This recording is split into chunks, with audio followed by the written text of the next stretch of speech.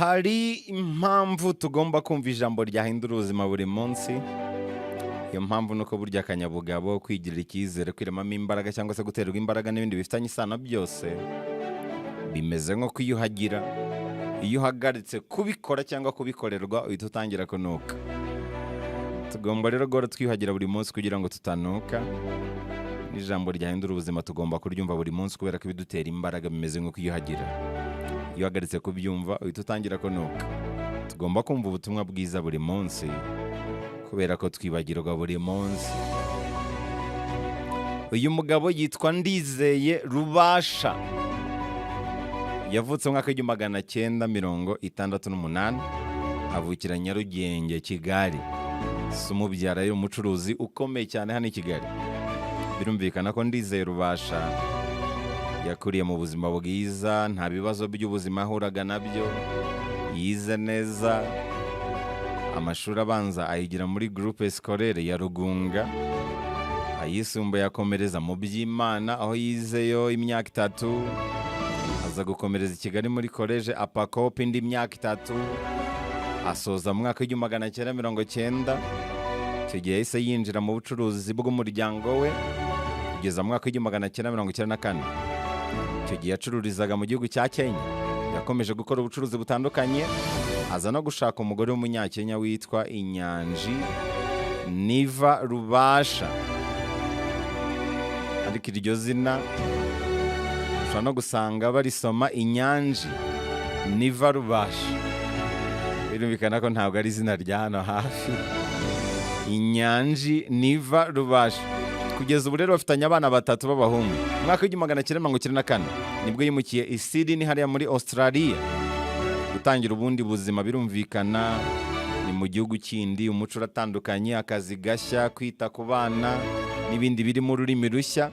Ibyo byose byaramufunguye kurushaho, yiga byinshi mu buzima ndetse ubunararibonye bwe yifuza kubusangiza abandi.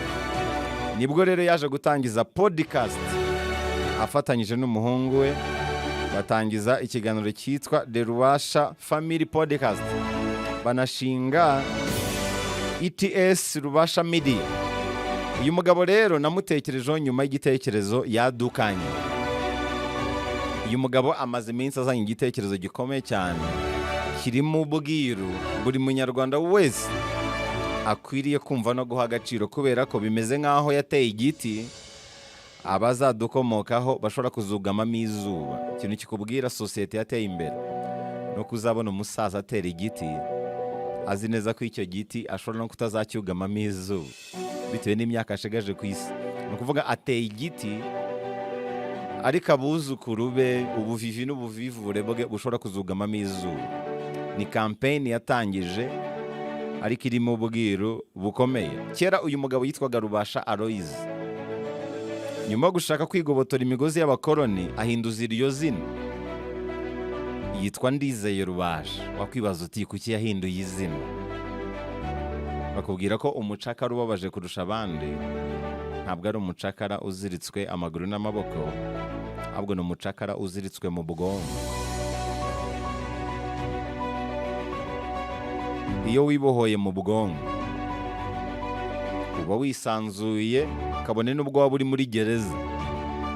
Amateka yacu muri Afurika rero no mu Rwanda by'umwihariko yinjiwemo n'abakoloni, amadini n'ibindi bizanano by'abazungu. Ikintu gikomeye bakoze no guhindura amazina yacu gakondo bakayita amapagani, noneho bakaduhatira kuyoboka amazina yabo y'uruzungu bita ko ariyo makristo.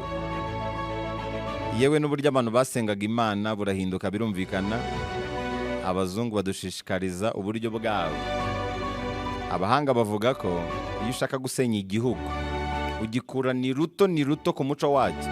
Gutakaza rero uburyo abakurambere bacu bitaga amazina kuri Rubasha ni ikintu gikomeye cyane twatakaje ku bijyanye n'agaciro kacu.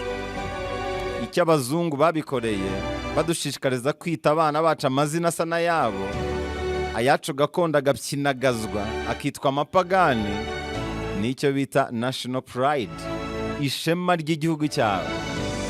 Iteka ryose uwo wigana azahora akuri hejuru. Muri make iyo wise umwana wawe izina ry'Abafaransa rubasha kubwira ko uba uhesheje ishema igihugu cy'Ubufaransa kurusha uko uhesha ishema igihugu cyawe.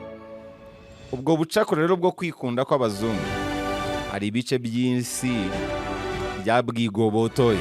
Urugero Abashinwa, Abayapani, Abanyakoreya, Abahinde, muri rusange Abanyaziya bakomeye ku mazina yabo. Nk'Abahinde bo baranakoronijwe nk'ahandi hose, ariko bagumanye ishema ryabo mu muco, mu misengere, mu mazina n'ibindi bitandukanye. Niyo mpamvu Ndizeye Rubasha rero yahisemo guhindura izina rye, aho kwitwa izina ry'Abafaransa Aloise ararihindura yitwa Ndizeye Rubasha. Nta Mufaransa wakwishimira kwitwa Ndizeye, ahubwo agushishikariza kwitwa Aloise. Kwitwa izina ry'Abongereza no guhesha ishema igihugu cyabo kurusha uko uhesha ishema igihugu cyawe. Ishema ry'igihugu ni ikintu gikomeye cyane. Iyo urifite